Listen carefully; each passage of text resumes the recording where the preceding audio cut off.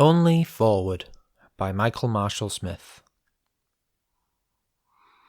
Part 1. The Paper Over the Cracks. The Beginning. Once there was a boy in a house. He was alone because his father was out at work and his mother had run around the corner to the store. Although the boy was only 4, he was a reliable child who knew the difference between toys and accidents waiting to happen, and his mother trusted him to be alone for 5 minutes. The boy was sitting, playing in the living room, when suddenly he had an odd feeling. He looked around the room, thinking maybe the cat had walked behind him, gently moving the air.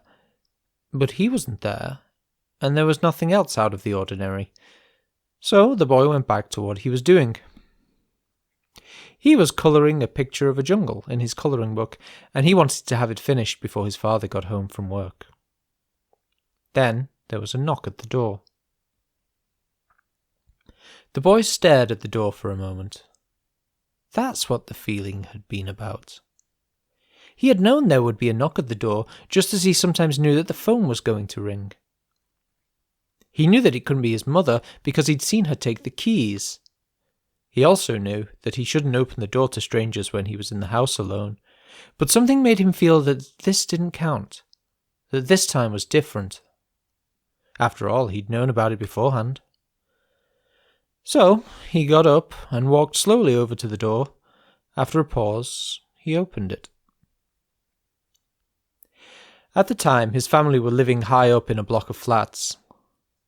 Outside their door was a balconied walkway which went right around the floor and led to lifts around to the right. It was mid-morning, and bright spring sun streamed into the room, the sky a shining splash of white and blue. On the balcony stood a man. He was a big man, wearing tired jeans and nothing on his feet. His torso was naked except for tiny whirls of hair, and he didn't have a head. The man stood there on the balcony outside the boy's flat, leaning against the wall. His head and neck had been pulled from his body like a tooth from the gum, and his shoulders were healed over smoothly, with a pronounced dip in the middle where the roots had been. The boy did not feel afraid, but instead a kind of terrible compassion and loss. He didn't know what the feelings were in words, of course. He just felt bad for the man. "Hello?" he said, timidly. In his head, the boy heard a voice. "Help me," it said. "How?" "Help me," said the voice again. "I can't find my way home." The boy heard a noise from along the balcony and knew it was the lift doors opening. His mother was coming back. The man spoke once more, spoke to the boy as if he was the only one who could help him, as if somehow it was his responsibility. "I want to go back home. Help me." "Where's your home?" The voice inside his head said something, and the boy tried to repeat it, but he was young, a child, and he couldn't get the word right. He heard footsteps coming towards the nearest corner and knew that they were his mother's. "I can't help you," he said. "I can't help you." And he gently closed the door, shutting out all the light. He walked stiffly back towards his book, and all at once his legs gave way and left him on the floor.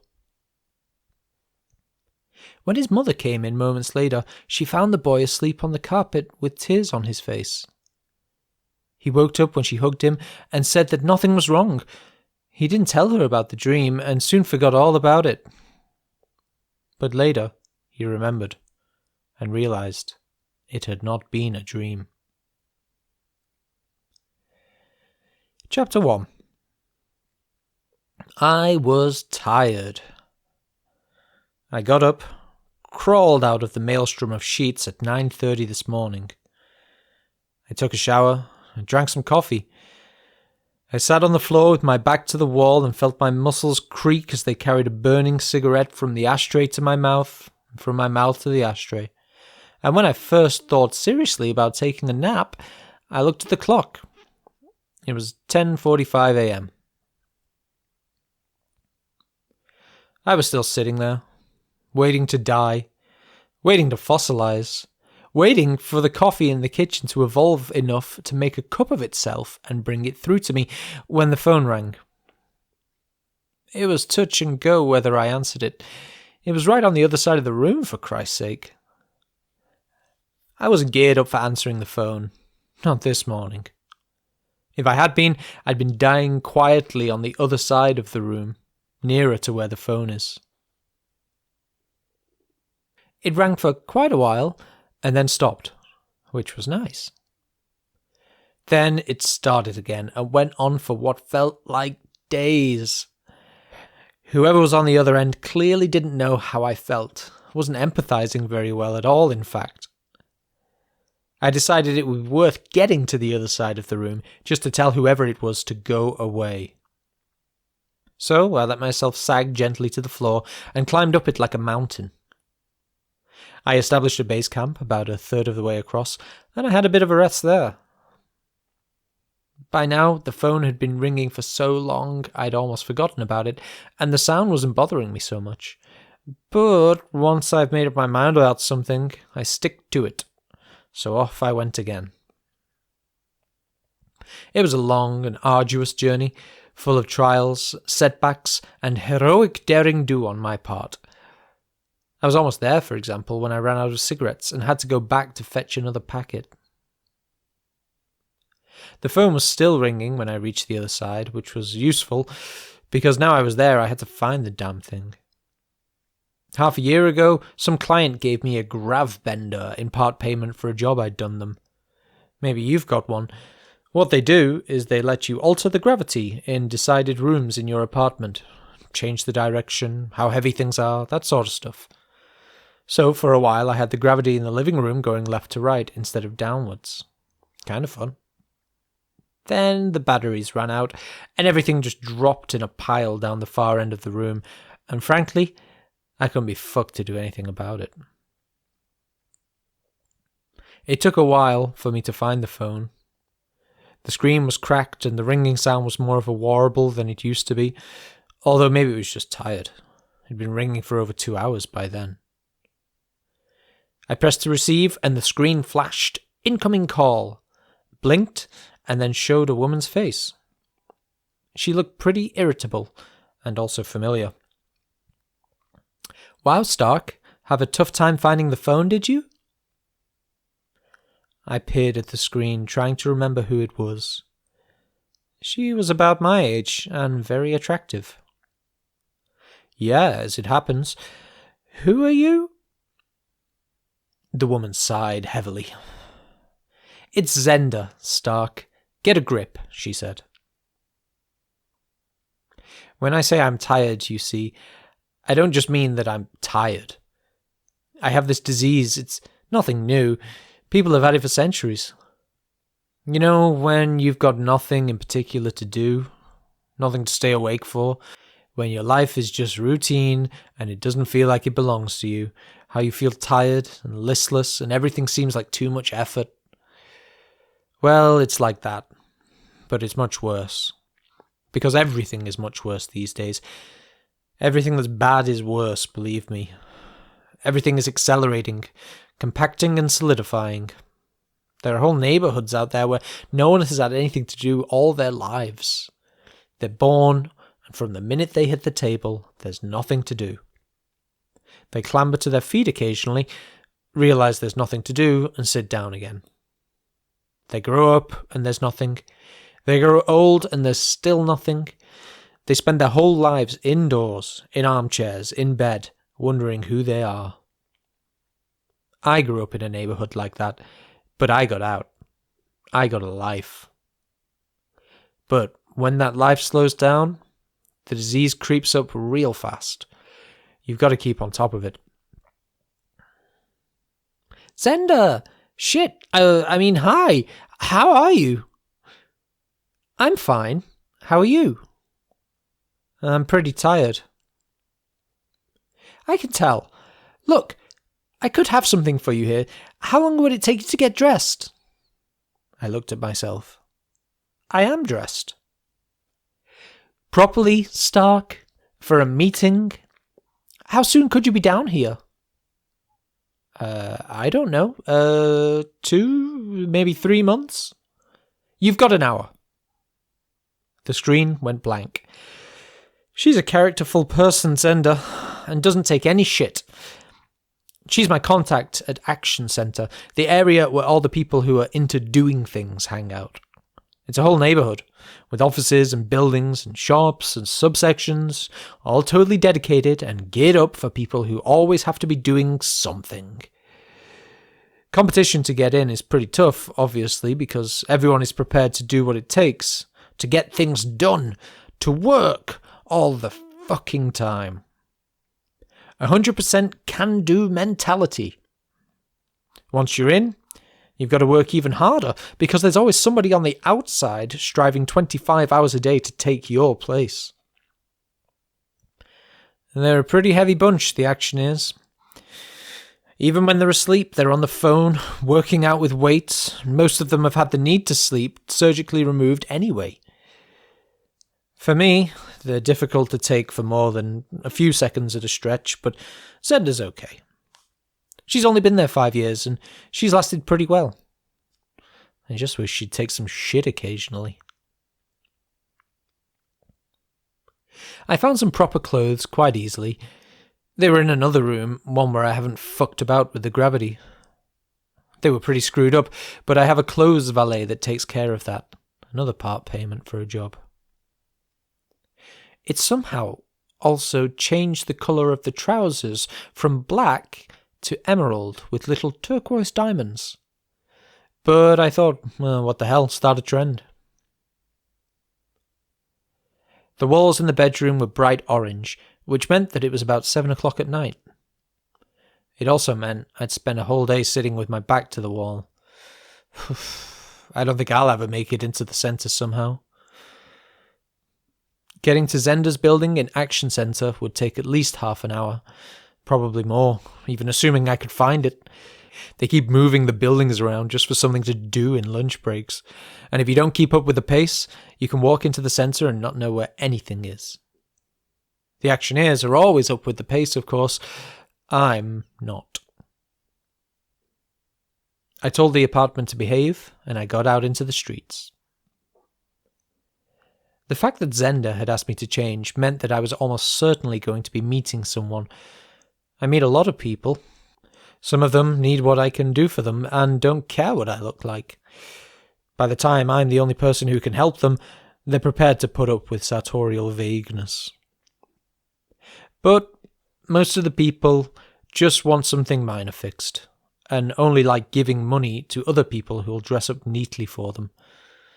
They insist on value, I guess. I hadn't been able to tell from Zender's tone whether this was to be a special thing or just a run-of-the-mill one, but the request for tidiness implied the latter. Listen, all that stuff about the disease, by the way, it wasn't true. Well, it was, but it was an exaggeration. There are neighbourhoods like I described, but I'm not from there. I'm not from anywhere, and that's why I'm so good at what I do. I'm not stuck, I'm not fixed, and I don't phase easily. To phase me, you'd probably have to prove to me that I was someone else, and then I'd probably just ask to be properly introduced. I was just tired. I'd had 3 hours sleep the night before, which I think you'll agree isn't much. I'm not asking for sympathy, though. 3 hours is pretty good for me.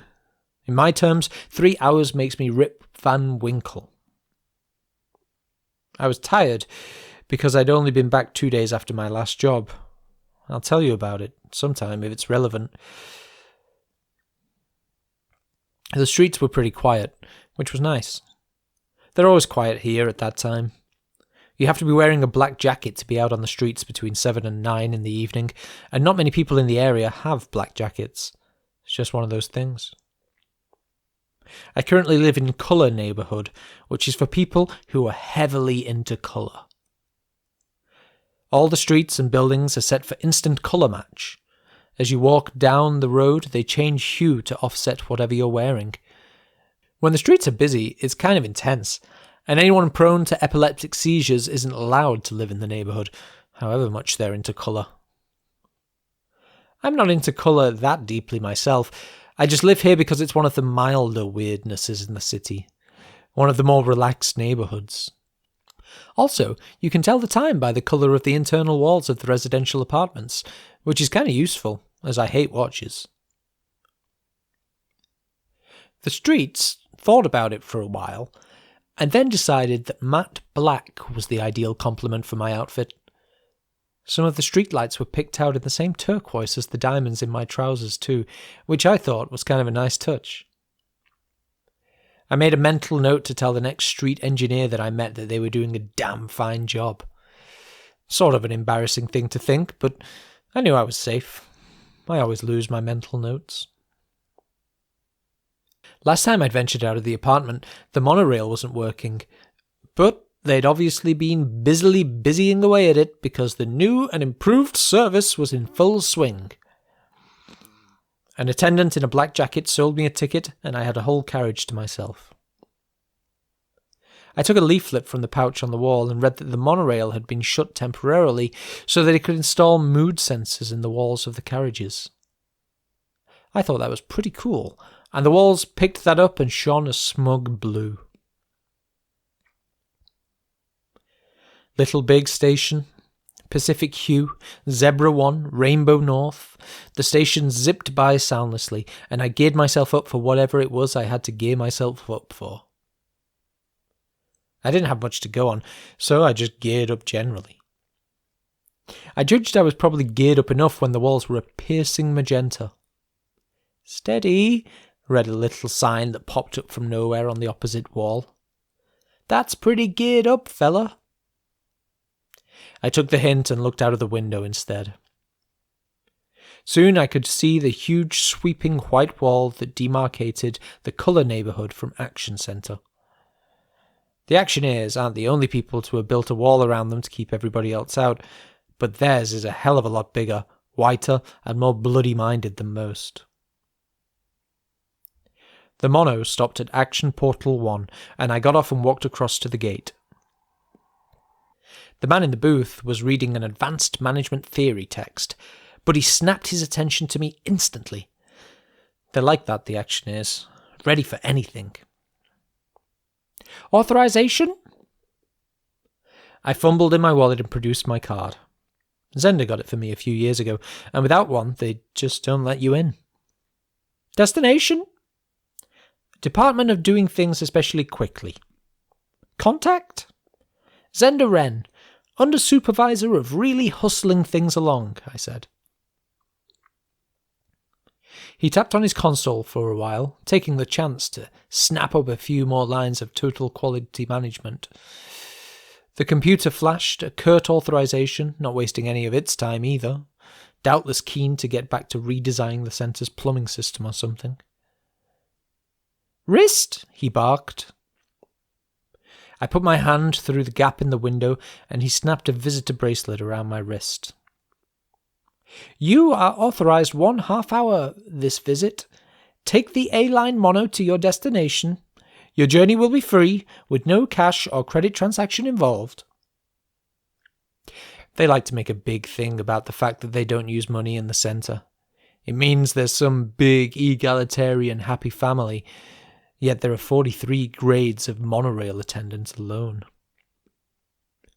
This one added, "May I suggest that you make productive use of your travel time by reading or engaging in some other constructive pastime." I guessed that my attendant was at least a 10. He was pretty sharp. I got on the mono and again had a carriage to myself. 7 till 8 is compulsory relaxation time in Action Centre, and all the zappy actioneers were off busily relaxing in the most complex, stressful and career-orientated ways that they could find. I was glad the carriage was empty. It meant that no one was using any of the phones built into each seat, that there was no meeting going on round any of the meeting tables, and no one was heading for a stroke on the exercise machines. I sat in my seat, steadfastly ignoring the bookcases and the tutorial video screens. Triggered by my visitor bracelet, The carriage's synthetic voice assured me that my journey time would be at the most 4 minutes and 32 seconds, and then went on to suggest several constructive tasks I could accomplish in that time. The deal with the bracelets is this. When you visit the centre, they want to make damn sure that you leave again. They can't have just anyone slouching around the place, diluting the activity pool. So they give you a bracelet, which has a readout of how long you've got. If the readout gets down to 0 and you're still in the centre, it blows up. Simple, really. You've got business, you've got half an hour to do it in, and if you don't get it done, you get blown up. I guess that's what the actioneers feel like all the time. People from Natsai neighbourhood, which is to the south of the centre, can get 2-day passes. The Natsais specialise in technology. It's their life. They're sweet, really. Little men and women in white coats dashing around the place, twiddling dials and programming things.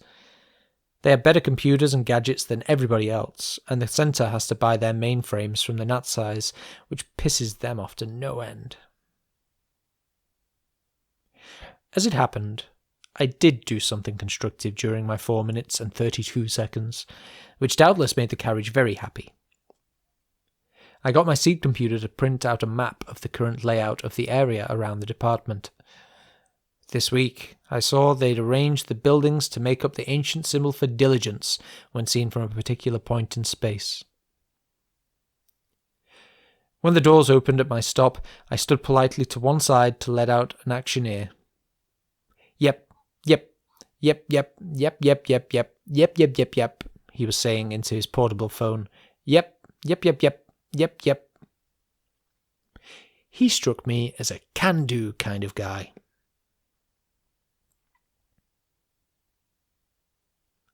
Stark, you're early. Congratulations.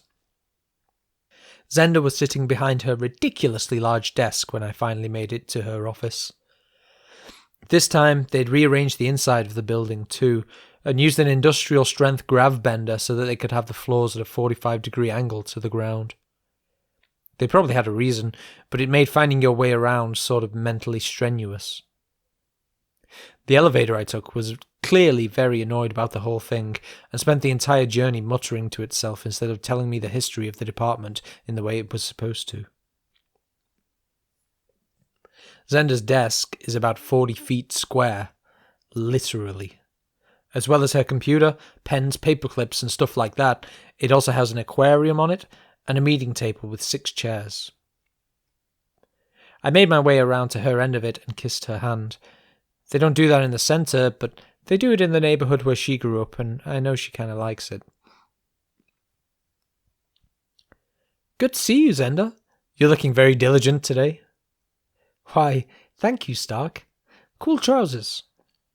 Yeah, the streets loved them. Am I tidy enough? You're fine. She turned and bawled a drinks instruction at the unit in the wall. Okay already, the machine said huffily. I'm not deaf. I grinned. Zender is very relaxed for an actioneer.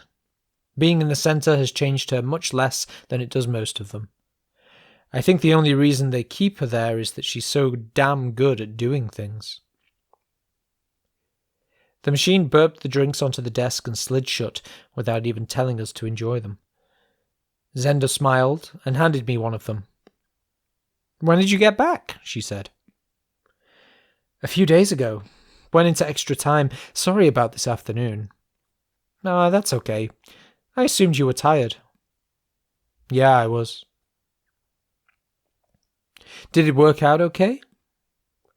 It worked out fine. Look, you're going to tell me what this is about? Zender sighed. I can't. I don't know myself. I got a call this afternoon from a couple of rungs up the ladder saying there was an ultra-important thing that needs doing, requiring a particular blend of skills and discretion. It sounded like your sort of thing, so I got you here. I said. Is it a normal thing, or a something? It's a normal thing. Very few people would have known what the hell I was talking about. Zender is one of the very few who know me well and knows what I really do, but we don't discuss it. There are things I have to sort out, and they often come to me through her. I rely upon her, in fact, her and a couple of other people, and yet I'm the only person who can sort these things out, and they know that.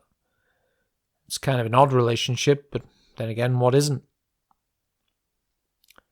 Good, I said. So, when can I buy you dinner?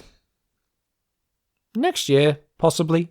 It's a busy time. I'm on intravenous feeding for the next 3 months.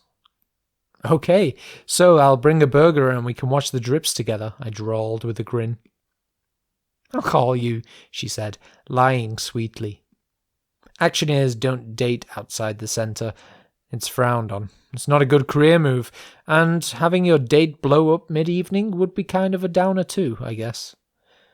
I know that, but it's kind of fun pretending to try. It's an in-joke between us, like the private detective impersonation.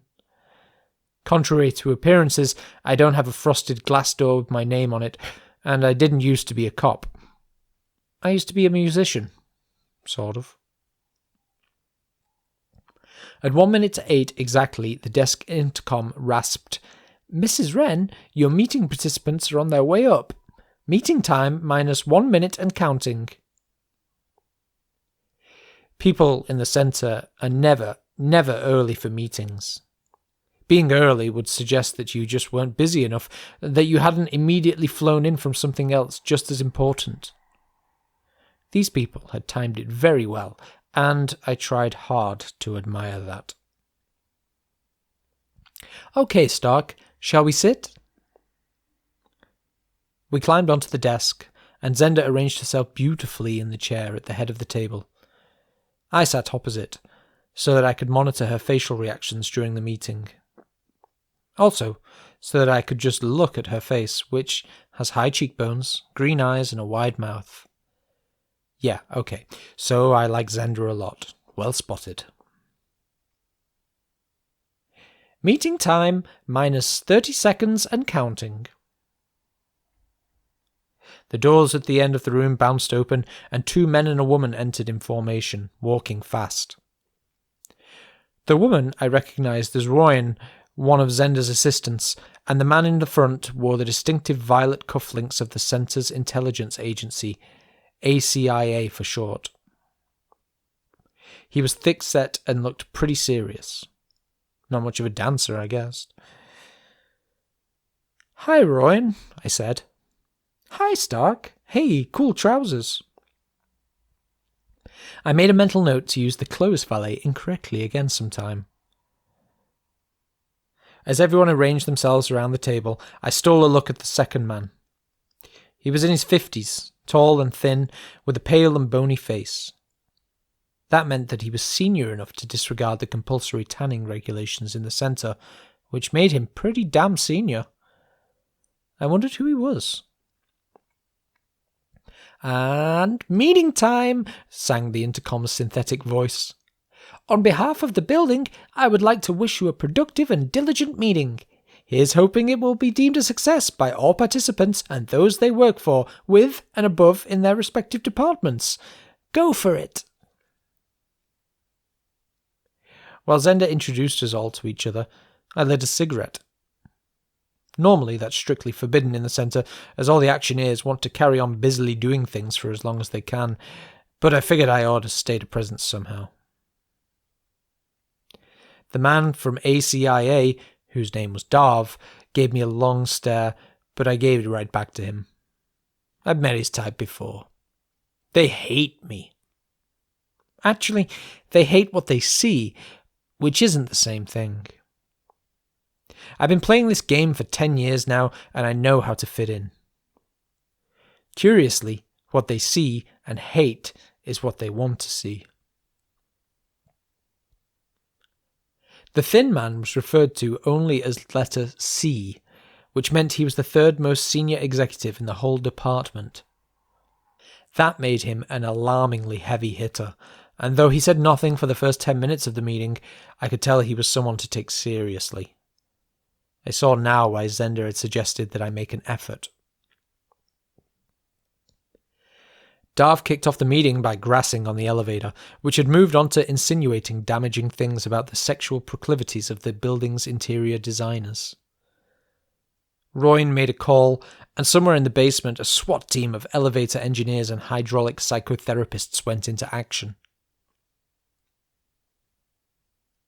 "Now, Mr. Stark," he continued, swiveling his head on his thick neck to face me. "I'm sure you realize that someone like you wouldn't be my first choice for a thing that needs doing like this. I want it put on record that I think this could be a mistake." I looked at him for a while, and the others waited for me to say something. I blew out some smoke and thought of something. "Well," I said, "until you give me some idea of what the job is, it's very difficult for me to tell whether you have a point or if you're just being a dickhead." Both Zender and Royan rolled their eyes at this, and Darv clearly thought very seriously about punching me in the face. I detected the faintest whisper of a smile on C's face, though, and that was far more important. Although Darv was apparently the designated talker, the power in the room lay with C. I raised my eyebrows at Darv, and after a heavy pause, he continued. "The situation is fundamentally quite simple, and very serious. A senior actioneer, Fel Auckland by name, has disappeared. Auckland was a much valued member of the Central Planning Department, involved in groundbreaking work in the furtherment of really getting to the heart of things." Darv stood up and started to pace around the perimeter of the desk, with his hands behind his back. I couldn't be bothered to keep swiveling around to keep him in vision, so I just listened to the drone of his voice and kept a check on Zender's facial expressions. "Auckland left his department at 6:59 p.m. 3 days ago, and entered the nearby Strive monostation at 7:01 p.m. We know this because a mono attendant remembers him clearly. Auckland gave him a useful tip on how to keep used ticket stubs really tidy. He then boarded the mono. As you may know, Mr. Stark, 7 till 8 is leisure time here in the centre, and Auckland's chosen regular form of relaxation was to make his way to the swimming baths in the Results Are What Counts subsection of the neighbourhood. There, he would work extremely hard whilst wearing a bathing costume. On that day, however, he never made it to the baths." He paused dramatically before concluding. "No one has seen him since he boarded that mono." "Uh-huh," I said, reeling under the impact of so much bad film dialogue. "So, put a trace on him." Darv sighed theatrically, as I knew he would. Every actioneer has a tracer compound inserted into their left arm so that they can be located within the centre at all times and have their phone calls redirected. If ACIA were talking to me, it meant that they'd already tried that and come up with blank. I knew that.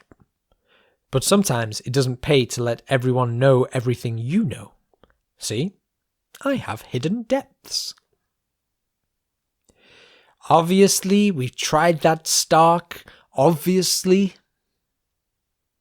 "Oh," I said, grinning. Zender smirked covertly at me. "So... Attention! Attention!"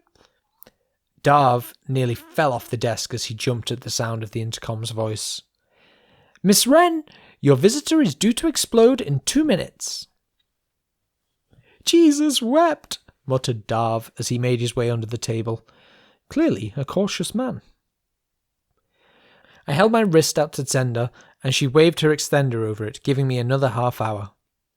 C remained calm at all times. "Darv," I said gently as he re-emerged, "are you saying that you suspect Auckland has been taken to another neighbourhood?" "No, I don't suspect that," he replied coldly, taking his seat again and leaning across to be cutting directly to my face. "I know it. Auckland is not in the centre. We're sure of that. He was involved in very important and highly classified work. He has clearly been kidnapped, and we want him back. I thought about this. Surely even a Class 43 mono attendant at the portals would have noticed something. How could anyone have got him out without his consent? That, said C, slowly turning his impassive face towards me, is what we want you to discover. I left the department 10 minutes later, in plenty of time to get out of the centre in one piece. Rather than go directly to the mono, I headed across the Book Stops Everywhere park and recreation area, a little patch of green in amongst the towers of excellence. The park was pretty packed, unfortunately, full of people holding impromptu alfresco meetings and starting affairs with people who might be useful to them, so I cut out again and headed for the B-line mono on the other side. Remind me to take you to a centre bar sometime. It'll be the least fun you've ever had. There hadn't been much more to the meeting. C had outlined the brief, and it was pretty straightforward. Find out who'd snatched Auckland, find out where they'd taken him, and bring him back alive. There was also an unspoken sub-brief, don't let anyone know what you're up to. The actioneers don't like it to be known that they're not on top of absolutely everything, and ACIA has no jurisdiction outside of the centre itself. Their thinking was that whoever the guys in the black hats were, chances were they'd be holed up in Red neighbourhood, which borders on the centre's eastern side. I wasn't so sure, but I had to go there anyway, so it would do as a place to start. I had a CV cube on Auckland with his likeness and various other pieces of information about him, and I had 24 hours before I made an initial report back to Zender. A standard, run-of-the-mill, normal thing. Something to do. I took the mono to Action Portal 3, and as I had 5 minutes to spare, I found Healy, the attendant who'd last seen Auckland. He'd been reassigned from the inner mono, and Royne told me where to find him. He was eager to help, but couldn't tell me anything I didn't know already. Before I boarded the mono, Healy showed me his used tickets. I could see why they were so keen to get Auckland back. The pile really was very, very tidy.